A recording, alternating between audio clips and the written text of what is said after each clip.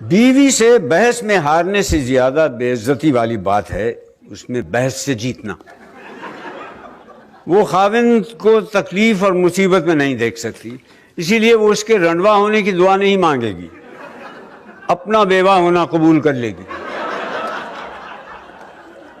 ویسے اگر عورت اپنے مرد سے بھی اسی اخلاق سے پیش آئے جس سے وہ اجنبی مردوں سے ملتی ہے تو اسے کبھی طلاق نہ ہو۔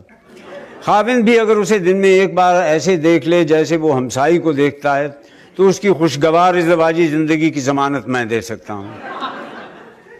اگر آپ کسی کو شادی نہ کرنے کے بارے میں قائل کرنا چاہتے ہیں تو اس کا ایک طریقہ یہ ہے کہ اس کی شادی کر دیں۔ عورت اس لیے شادی کرتی ہے کہ تعریف کرنے کے لیے ایک بندہ مل جائے، اور مرد اس لیے شادی کرتا ہے کہ تعریف کیے بغیر عورت مل جائے۔ ویسے گھر کو جنت بنانے کے لیے شادی ضروری ہے۔ میرا ایک دوست کہتا ہے یہ ٹھیک ہے کیونکہ مرنے کے بعد ہی جنت مل سکتی ہے، لیکن میرا دوست کہتا ہے کہ کمارا احمق ہوتا ہے مگر اسے اپنے احمق ہونے کا پتہ تب چلتا ہے جب وہ شادی کرتا ہے۔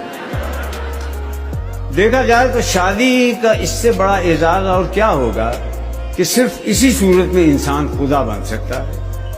اسے شاید مجازی خدا کہتے ہیں، اس لیے ہیں کہ وہ بھی خدا کی طرح سنتا تو سب ہے بلکہ ہر وقت سنتا ہے لیکن بولتا نہیں۔